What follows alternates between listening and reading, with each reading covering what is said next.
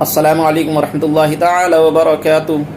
اشرفی channel کے ناظرین حضرات، میں آپ لوگوں کے سامنے حاضر ہوا ہوں چھوٹی سی باتوں کو لے کر۔ آپ جیسا کہ آپ کو معلوم ہے کہ ہمارے یہاں پیر کے دن، سوموار کے دن عید الاضحیٰ کی نماز ادا ہوگی، بقرعید کی نماز ادا کریں گے لوگ۔ اس کے بعد جو مالک نصاب ہیں، جن کے پاس جو جانور ذبح کروا رہے ہیں یا گھر میں کر رہے ہیں، تو میں ان باتوں کے میں آپ لوگوں کے سامنے حاضر ہوں۔ کیا معلوم ہے کہ کتنے ثواب کا حقدار ہیں اگر آپ نے خلوصیت کے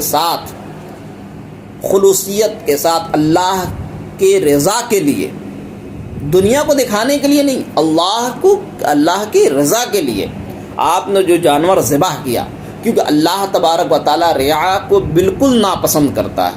ریا، اللہ تبارک و تعالیٰ ریا کرنے والے کی عبادت و ریاضت و اس کی خیرات و زکوٰۃ و عطیات کو اللہ اس کے منہ پہ مار دے گا۔ کیوں؟ اللہ کو ان سب چیزوں کی ضرورت نہیں ہے۔ اللہ کے نزدیک ریا سب سے ہی ناپسندیدہ عمل ہے۔ ریا کسے کہتے ہیں میرے بزرگ اور دوستوں، میں آپ کو آج بتانا چاہتا ہوں، ایگزامپل بھی دینا چاہتا ہوں۔ ریا اسے کہتے ہیں دکھاوے کو۔ کسے کہتے ہیں؟ دکھاوے کو۔ آج کے موجودہ حالات میں، بلکہ اس سے قبل بھی لوگ، ہم نے نماز پڑھا تو لوگ کہیں گے، وہ خود ہی کہتا ہے۔ اگر لوگوں نے کہا کہ بھائی ماشاءاللہ آپ نماز ہی کہے گا، وہ تو الحمدللہ میں ہے۔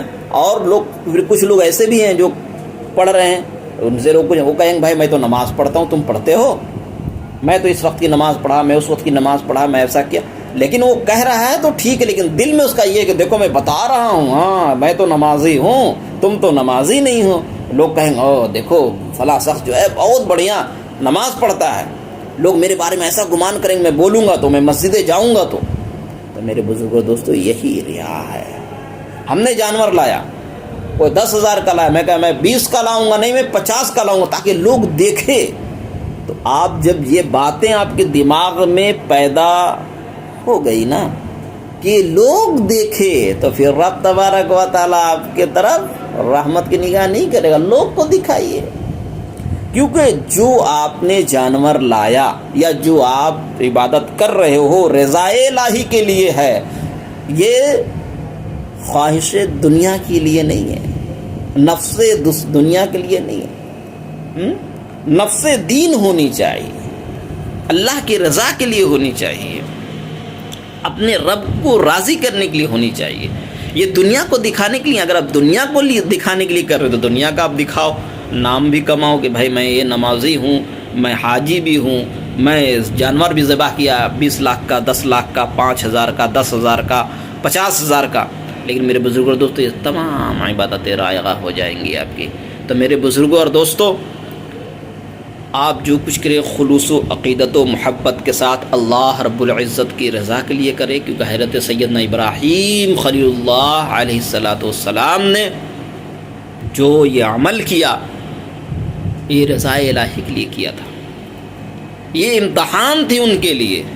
اللہ کا حکم ہوا، خواب میں دیکھا کہ اپنے بیٹے کو ذبح کر دو، تو انہوں نے اس خواب کی تعبیر کو حقیقت میں کر کے دکھانے کے لیے تیار ہو گئے، دنیا کو دکھانے کے لیے۔ یہ نہیں کہ ہاں لوگ کہے گا کہ دیکھو ابراہیم علیہ السلام نے اللہ کے لیے اپنے بیٹا قربان کرنے چلے، لیکن پتہ نہیں تھا کسی کو، خاموشی کے ساتھ جنگل کے لیے روانہ ہو گئے، اور جب ذبح کے لیے جب گئے، آنکھوں پہ پٹی باندھ لیا، چھری چلایا، تو گرم جب خون، میں مختصر میں بتا رہا ہوں، گرماہٹ جب ہاتھ میں محسوس ہوئی خون کی، انہوں نے کہا الحمدللہ ہم نے اللہ کے ایگزام میں، امتحان میں کامیاب ہو گیا۔ لیکن جب آنکھ کھول کر دیکھا تو کیا دیکھا؟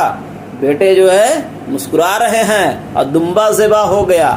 تو یہ سنت ابراہیم ہے اور حکم خدا ہے، ٹھیک ہے۔ حضرت ابراہیم علیہ السلام نے جو عمل کیا اور اللہ اس سے راضی ہوا۔ تو میرے بزرگوں اور دوستوں، جو ہم عمل کرنے جا رہے ہیں اللہ کی رضا کے لیے کرنے جا رہے ہیں، انہوں نے بتلایا، ان کی زندگی، ان کا چلنا ہمارے لیے ہدایت کا رستہ ہے۔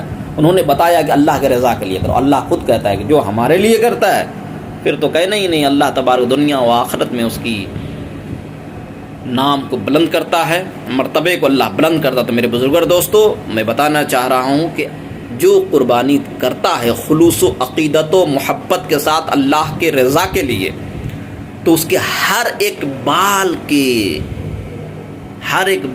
پہ اللہ جو اس کے گناہ کو دھل دیتا ہے, اتنی نیکی عطا کرتا ہے. ہر ایک بال کے برابر اللہ اسے نیکی عطا کرتا ہے, ثواب ملتا ہے اسے.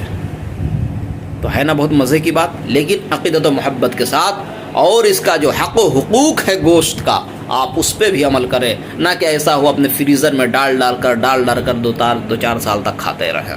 تو میرے بزرگ دوستو, اس پہ بھی آپ خیال رکھیں.